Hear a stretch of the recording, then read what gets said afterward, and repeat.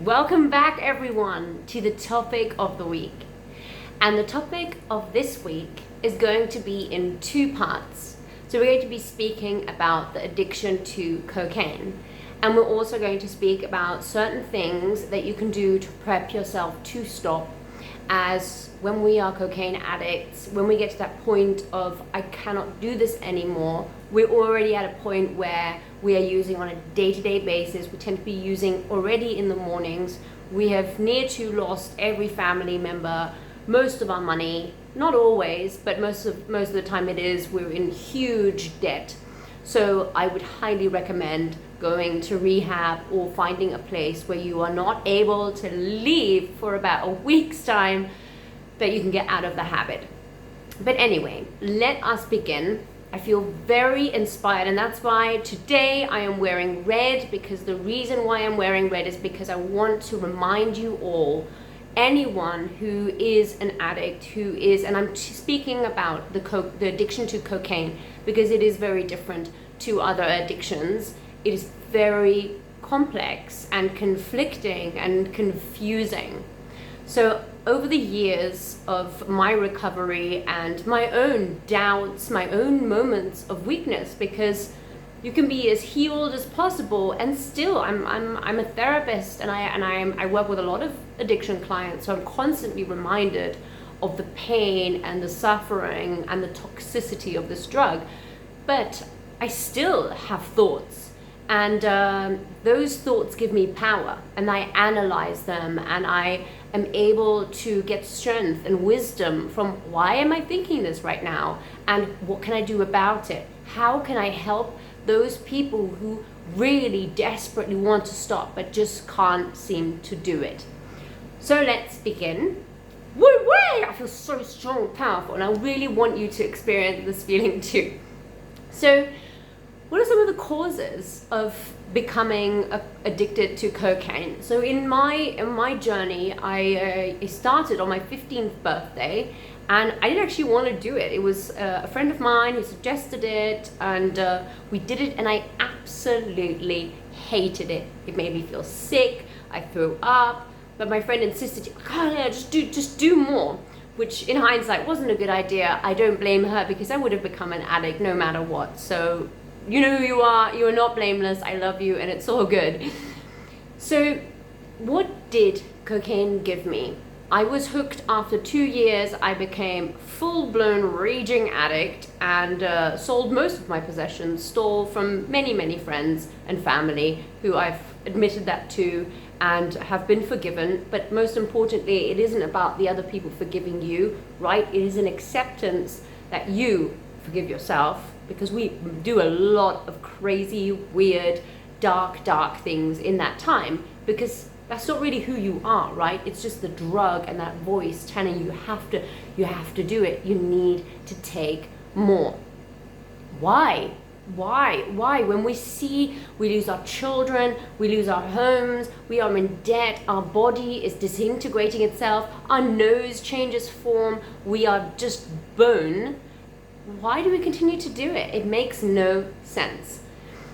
So every person is different, right? That first wound that caused you to have a thought of, I need more, I don't want to feel, I'm in pain, I want to get my power back. I feel, in my own personal opinion, I'm sure there will be other people that won't agree, but one of the biggest things that cocaine gives us, or so we believe it gives us, is power. I am powerful. I feel so strong. I'm a warrior.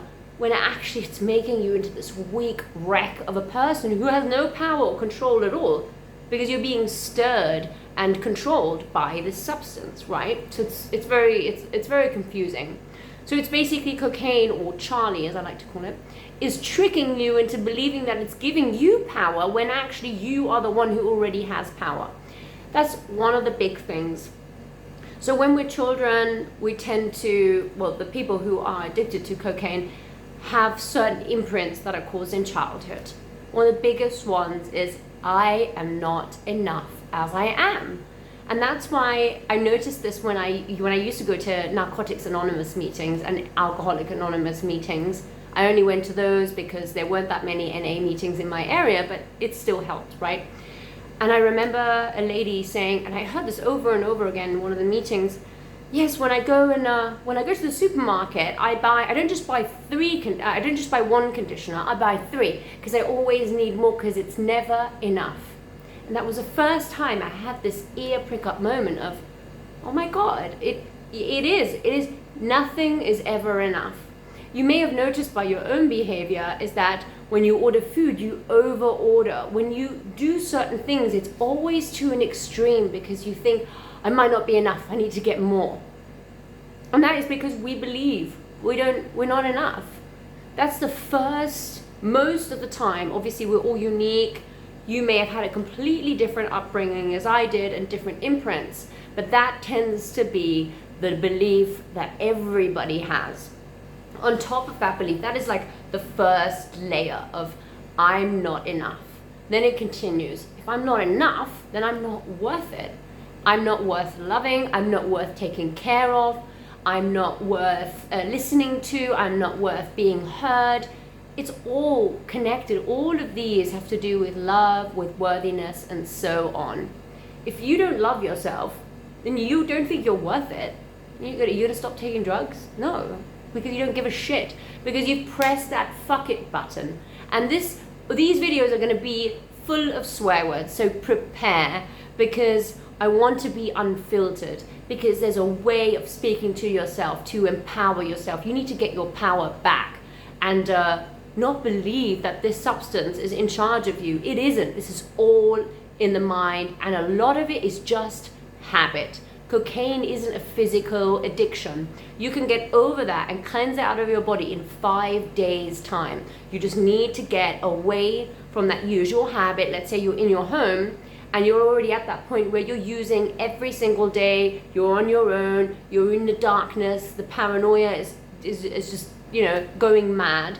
So there is somewhere where you need to go. You need to get out of this habit, and it's very hard to do so if you've got cash at home, if your drug dealer comes to your house and drops it off, and even if you can tick it. So what you need to do is get in charge of this. You need to delete all numbers, history, empty your trash box, delete every single contact that you have that you could ask for that number. And I want you to go completely mad and go into detail. And that is one of the hardest things to do.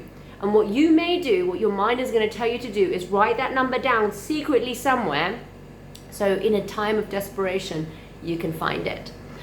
That is not the solution, because if you really want it, you will go and find it.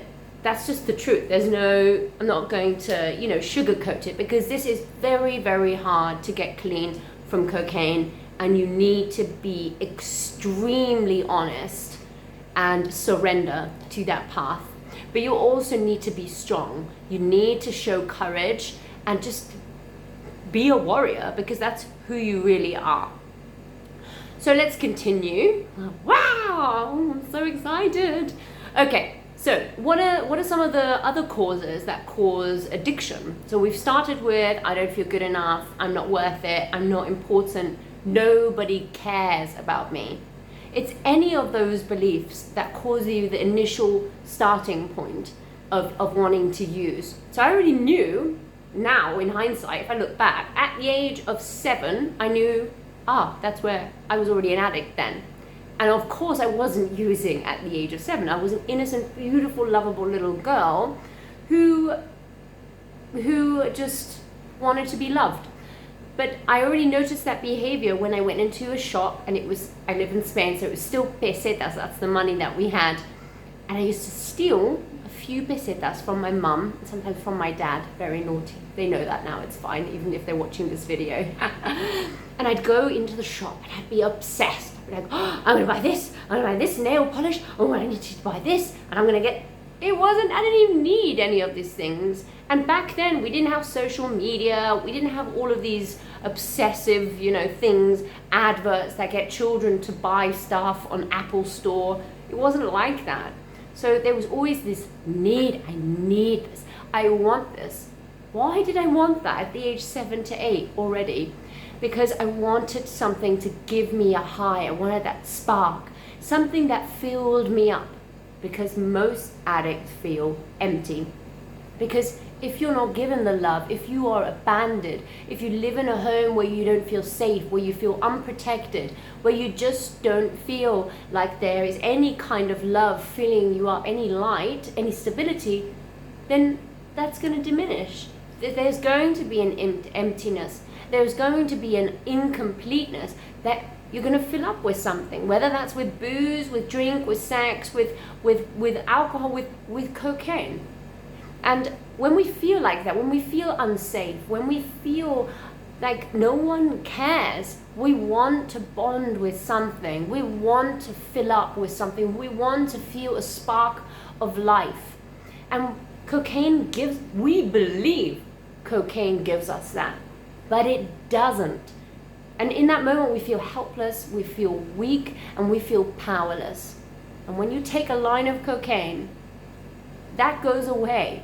So you believe, but it's the most destructive, abusive, horrendous partner that you will ever have, and it will kill you in the most slaughtering, humiliating way. I assure you that there is nothing good on taking it. So I'm going to make a stop to this video now, so it doesn't get too long, because a lot of people don't have a long attention span, and I don't want to drone on. So if you want to get in touch, if this has sparked something within you and you feel ready to be honest, to commit, and to really do this, send me a message on my Facebook, Instagram, LinkedIn, or you can go directly to my email, to my website, leliahypnosis.com, and send me a message, or do whatever feels right, or book a free call. I'm here for you. I have the experience, but I also have to say that I'm very tough, because this isn't an easy journey. And if you're going to do this, and you have to start being honest for yourself, and you have to take responsibility. You're not a victim, so don't act like one. It's not everybody else's fault. Even if you had abusive parents, even if there was sexual abuse, even if there was tremendous pain, you are now responsible for your life. They aren't. They fucked up. Yes, they did. But who's responsible for your life? They're not. You are. So after all of this pain and suffering, if you want to continue to live, and you want to give, if you have children, a role model, and you want to make up for some of the bad stuff that you did, then you need to own it. You need to own it and say, I fucked up. I am hurt. I want to get better, but I need help, and I'm going to ask for it. So there you go. Please contact me if you're up for it. I am here to guide you. I have so much empathy for you. I know I'm being quite quite harsh, but I also understand the absolute pain and the horror and the guilt and the delusion and the paranoia and the anxiety. I fully get it, but I hear you, and you can just let it all out and unburden yourself emotionally. Take care, and I'm coming up with my next video. All my love.